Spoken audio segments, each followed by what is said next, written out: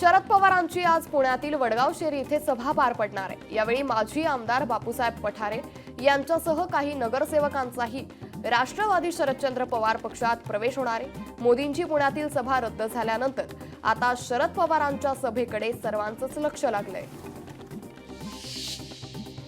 लाडकी बहीण योजनेचा अर्ज सादर करण्यास ऑक्टोबर महिना अखेरपर्यंत मुदतवाढ मिळण्याची शक्यता आहे। आतापर्यंत 2,40,00,000 महिलांच्या अर्जांना मंजुरी मिळाली आहे।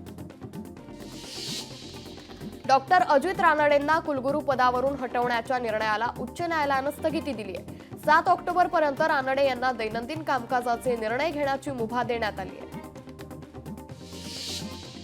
महाराष्ट्रभर आज धर्मवीर 2 हा चित्रपट प्रदर्शित झालाय। संपूर्ण ठाणे शहरात चित्रपटाचे मोठमोठे बॅनर लावण्यात आलेत। नाशिकच्या लासलगाव बाजार समितीला केंद्रीय पथकानं भेट दिली।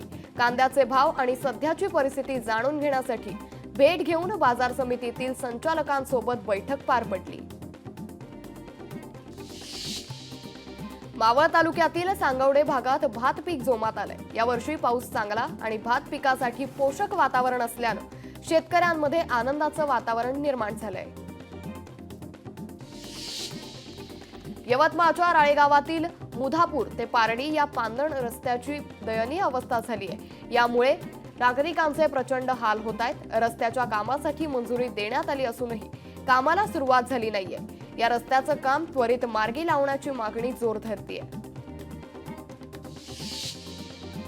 ऑनलाईन गेमिंगद्वारे चीनी नागरिकांना घोटाळा केल्याचा प्रकार घडलाय। क्रिप्टोकरन्सीच्या माध्यमातून 400 कोटी रुपये चीनला पाठवल्याची माहिती आहे। चीनी नागरिकाला अटक करत 25 कोटी रुपये जप्त केले।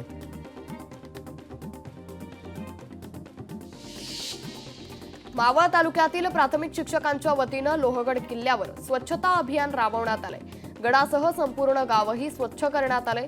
विद्यार्थ्यांनी घरोघरी जात स्वच्छतेचं महत्त्व पटवून दिलंय। पुण्यात शनिवारपासून पावसाचा जोर कमी होण्याचा अंदाज वर्तवला जातोय। गेले 3 दिवस पुणे शहरात मुसळधार पाऊस सुरू होता, तर आज पुण्याला येलो अलर्ट जारी करण्यात आलाय।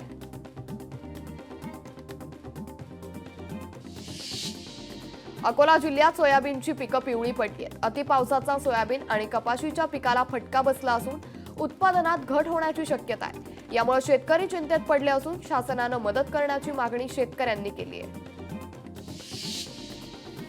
यवतमाळच्या लासिना पिंपरी परिसरात भाजप नेते राजेंद्र डांगे यांच्या स्वतःच्या शेतात बांधलेल्या बैलावर वाघानं हल्ला केलाय। या संदर्भात डांगे यांनी वन विभागाकडे लेखी तक्रार केली आहे।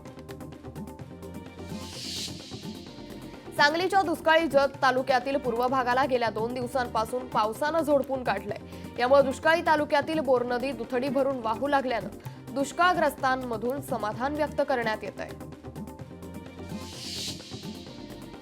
उल्हास नदीच्या 4ही बाजूला घाणीचं साम्राज्य पसरलंय। नदीचं पाणी दूषित होत असून परिसरात दुर्गंधी निर्माण झाल्यानं प्रकल्प नावापुरताच आहे का असा सवाल उपस्थित केला जातोय। Nagpur Ramjhula hit and run प्रकरणात आरोपी रितिका मालूचा पीसीआर कोर्टानं नाकारलाय। पीसीआर नाकारून आरोपीला 10 ऑक्टोबरपर्यंत न्यायालयीन कोठडी नाकारली। शेतमजूर आणि कामगारांच्या किमान वेतनात वाढ करण्याचा निर्णय केंद्र सरकारनं घेतलाय। केंद्रीय श्रम आयुक्तांकडून यासंबंधी अधिसूचना जारी केली असून बांधकाम मजूर, सुरक्षा रक्षक, घरगुती कामगार आणि शेतमजुरांना फायदा होणार आहे। देशातील तब्बल 50 औषधांची गुणवत्ता अतिशय दर्जाहीन असल्याची माहिती समोर आली।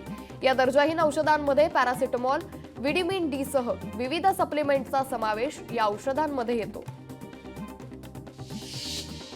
अभिनेत्री कंगना रनौतच्या इमर्जन्सी चित्रपटातील काही दृश्य वगळता चित्रपट प्रदर्शनाला हरकत नसल्याचं सीबीएफसीनं उच्च न्यायालयात स्पष्ट केलंय।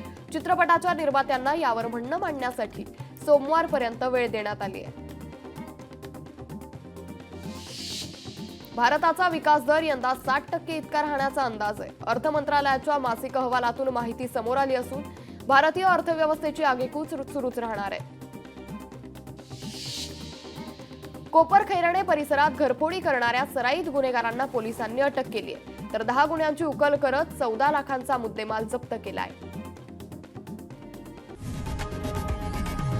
लोकशाही मराठी ऐका, पहा, जागरूक रहा।